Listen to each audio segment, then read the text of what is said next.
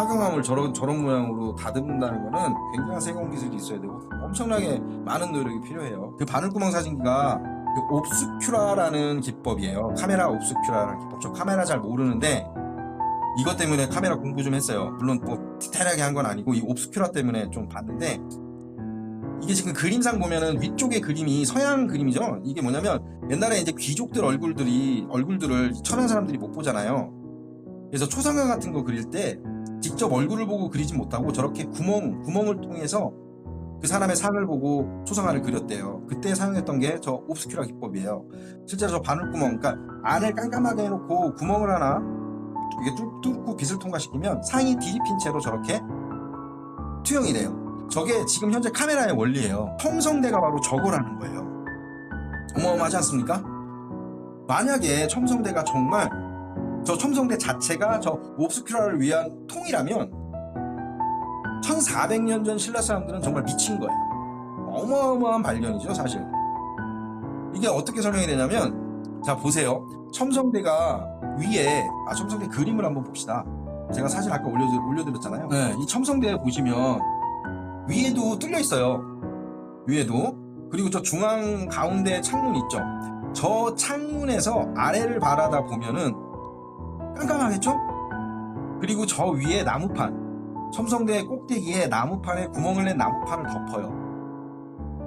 그리고 저 중앙 네모 창으로 사람이 들어가서 아래 지금 첨성단의 하단 기단부를 이렇게 보면은 똑같이 상이 뒤집힌 천체가 보인다는 거죠.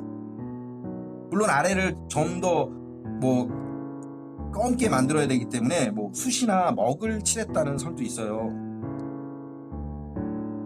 이해되세요? 제가 지금 말한 게? 그렇죠, 종민님. 반대로 저 창으로 사람이 이렇게 나와서 보려면, 하늘을 보려면 굉장히 불편해요. 반대예요, 반대. 들어가서 저 첨성대 안이 원통이라고 생각하시면 돼요. 원통이 깜깜한 원통에 아래에 상이 비치는 거죠. 이해되십니까?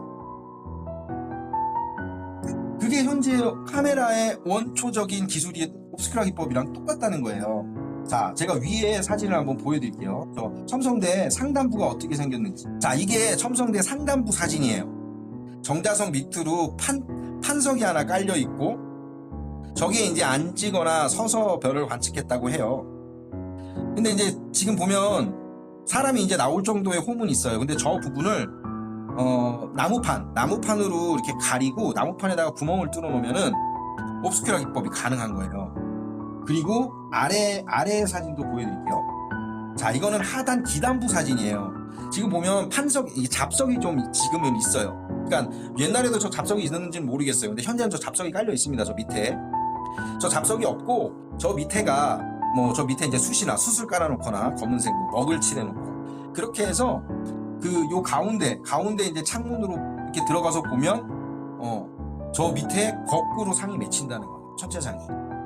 그게 요즘에 나온 학설이래요. 저도 이거 오늘 준비하다가 찾은 건데 너무 기발한 아이디어라서 깜짝 놀래가지고, 제가 카메라 원리는 잘 모르지만 정말 그럴듯한 거예요.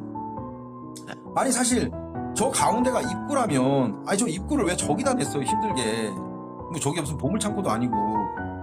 밑에다가 충분히 내도 되고. 그리고 아까 생각해보세요. 사다리를 저기에 걸치고 저 안에 들어가서 내부에 또 사다리를 걸쳐요. 그 사진도 보여드릴까요? 잠시만요. 이거 한번 크게 해보세요. 사다리를 이렇게 3번을 걸쳐야 저 위에 올라갈 수 있어요. 근데 왜 저런 짓을 하냐고. 차라리 밖에다가 그냥 한 번에 사다리 긴 걸 대갖고 그냥 위로 올라가면 되지. 여하튼 저 위로 올라가기가 너무 불편해. 그러니까 올라가지 않고 아까 그 옵스큐라 기법처럼 저 중앙에서 보면 말이 맞는 것 같아서 한번 여러분에게 오랜 시간 동안 제가 열내서 지금 설명을 하고 있는 겁니다. 자, 하여튼 천문대든 재단이든 아니면 왕권을 위한, 또 나라를 위한 상징성이 있는 그런 거든 간에 여하튼 첨성대는 1400년간 우리 곁을 그대로 지금도 여전히 지키고 있습니다. 최고의 비율인 금강비가 바로 이 첨성대가 바로 금강비로 만들어져 있어요. 원래 그 얘기도 하려고 했는데 정현님께서 먼저 올려주셔서 그 내용을 참조하시면은 충분히 제가 따로 설명 안 해도 될 것 같습니다.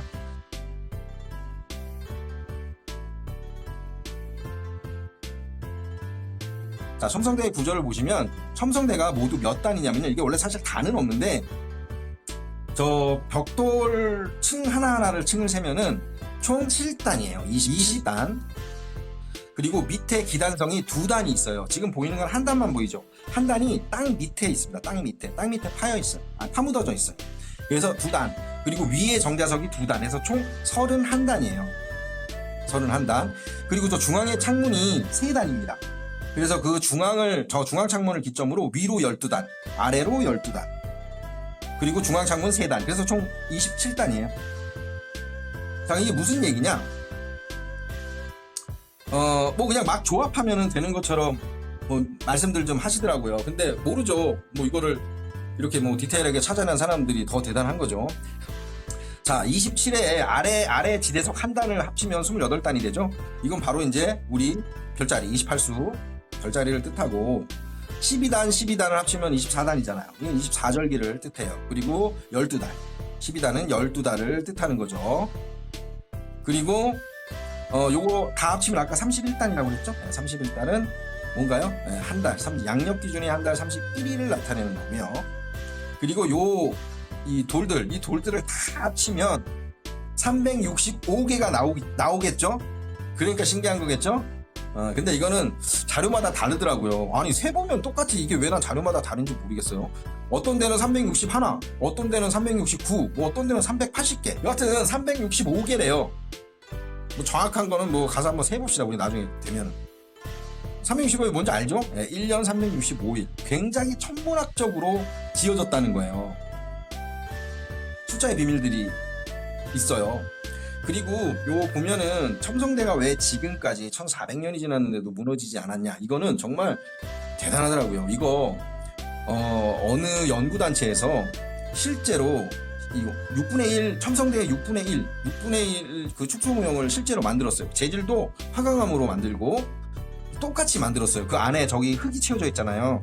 흙모래 자갈, 저 흙모래 자갈도 동일하게 채워놓고 그렇게 해서 실제로 지진판을 만들어갖고 모의 지진 실험을 했는데 지진에 견디는지 안 견디는지를 실제로 한번 실험을 해본 거예요. 근데 견뎠을까요? 당연히 견뎠죠. 근데 이게 재미난 게 뭐냐면 내진 설계가 돼 있다는 거예요. 첨성대가.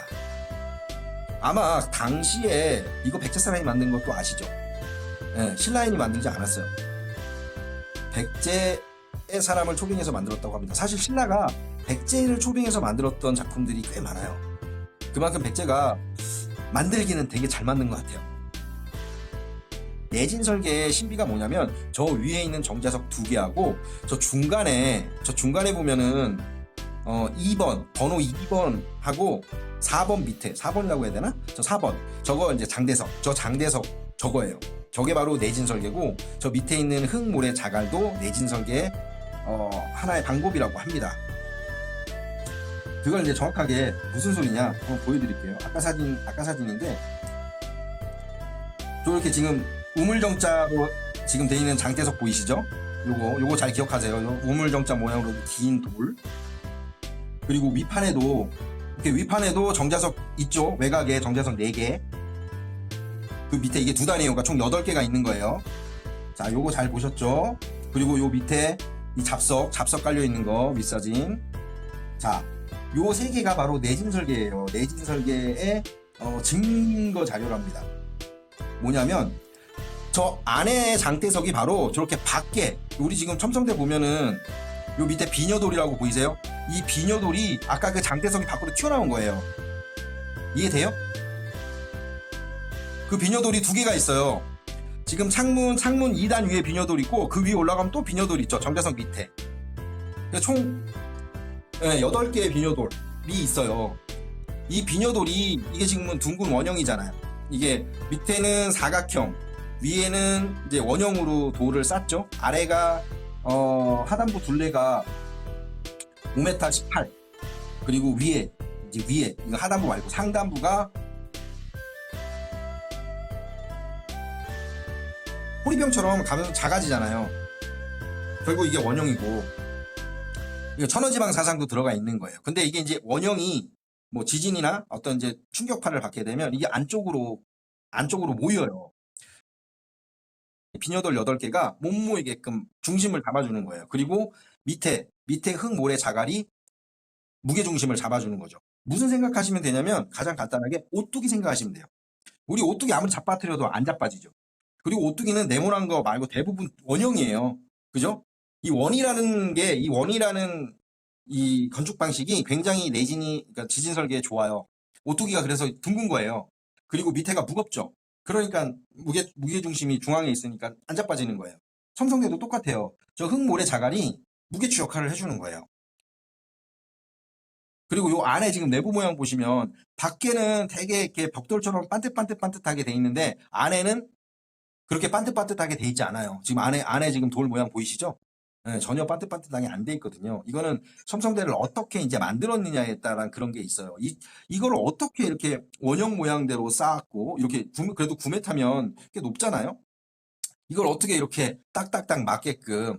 그리고 사실 첨성대는 또 좌우 대칭이 안 돼요. 안 맞아요. 우리가 이게 보기에는 좌우 대칭으로 보이겠지만, 북쪽이랑 이 좌우를 반으로 나눠서 좌우를 이렇게 겹치면 이게 대칭이 안 돼요. 그리고 지금 위에서 본 모습 보면은 이게 그게 무슨 방위인데 저도 그건 기억이 안 나는데 무슨 방위별로 그 방향이 틀어져 있대요. 그러니까 천문 관측을 하기 위해서 만든 거 맞는 것 같아요. 그리고 이제 그거의 가장 큰 핵심 뒷받쳐주는 증거 자료가 뭐냐면 실제로 이거는 이제 천문학자들이 삼국사기를 통해서 다 발췌해서 연구했다고 하더라고요. 실제 통계 조사를 했대요. 첨성대가 만들어지기 이전 시대의 이 천문 관측 횟수, 그리고 이 첨성대가 만들어지고 난 이후에 이 천문 관측 횟수가 4배나 늘었대요. 첨성대를 만들고 난 이후에. 그러니까 이 첨성대를 만들고 난 이후에 천문 관측이 굉장히 활발해졌다는 거죠. 또 그런 거에 또 하나의 핵심의 설이 또 있고,